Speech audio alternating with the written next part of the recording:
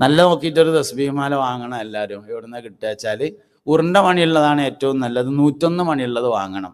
33, 33, 33, 99 2 വലിയ മണിയും അങ്ങനെ 101 മണിയുള്ളതാണ് വാങ്ങേണ്ടത്. 100ഉള്ളതും വാങ്ങരുത്, എഴുത്തുള്ളതും വാങ്ങാതിരിക്കലാണ് നല്ലത്. എഴുത്തുള്ളത് ചിലപ്പോൾ ഷിയാക്കളുടേതായിരിക്കും, നമുക്ക് പെട്ടെന്ന് തിരിച്ചറിയാൻ പറ്റൂല. ഉരുണ്ട മണിയാണ് നല്ലത്. 101 ഉള്ളതാവണം. 100 മണിയുള്ളത് നമ്മളതല്ല. തസ്ബീഹ് നമുക്ക് മാത്രമല്ല ഉള്ളത്, പല മതക്കാർക്കും ഉണ്ട്. അതുകൊണ്ട് 101 ഉള്ളതാണ് നമ്മളത്, അതന്നെ വാങ്ങണം. ആദ്യം ആണിമ തൂങ്ങട്ടെ. പഞ്ച് കിടക്കുമ്പോൾ ഭാര്യനോട് ഏടി എൻ്റെ തസ്ബീഹിൻ്റെ എടുത്താന്ന് പറയണമെങ്കിൽ ആദ്യം സാധനം ആണിമ തൂങ്ങണ്ടേ, എന്നാലല്ലേ പറ്റുള്ളൂ.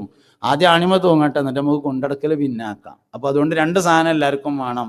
ഒന്ന് അവനാൻ്റെ വെച്ചിട്ട് കുറച്ച് വലിയ എഴുത്തൊക്കെ ഉള്ളൊരു മുസാഫ്, മറ്റൊന്ന് ഒരു തസ്ബീഹ് മാല. ഇത് രണ്ടും അവനാന് സ്വന്തമായിട്ടുണ്ടാവണം. വാങ്ങണം എല്ലാവരും. ചെറിയ ചെറിയ കാര്യങ്ങളാണ്, പക്ഷെ വലിയ ദറജ കിട്ടും അതുകൊണ്ടൊക്കെ. തസ്ബീഹ് മാലൻ്റെ പ്രത്യേകത എന്താ? നാളെ അള്ളാഹുവിൻ്റെ അടുക്കൽ നമുക്ക് അനുകൂലമായി സാക്ഷി നിൽക്കുന്ന സാധനമാണ്. നിഅമൽ മുദക്കിറു അസ്സുബ്ഹ എന്ന് ഇമാം ഖുർത്തുബി റളിയല്ലാഹു അൻഹു ഉദ്ധരിച്ച ഹദീസിലുണ്ട്.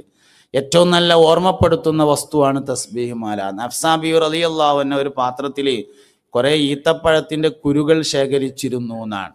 ദിക്റോ തസ്ബീഹോ ഒക്കെ ചെല്ലുമ്പോൾ അതിൽ നിന്ന് ഒന്നെടുത്തിട്ട് അങ്ങോട്ട് വെക്കും, പിന്നെ ഒന്നെടുത്ത് വെക്കും, പിന്നെ ഒന്നെടുത്ത് വെക്കും, കഴിഞ്ഞാൽ അവിടെ നിന്ന് ഇങ്ങോട്ട് എടുത്ത് വെക്കും. എന്തിന്? നാളെ അള്ളാഹുവിൻ്റെ അടുക്കൽ സാക്ഷി നിൽക്കാനാ.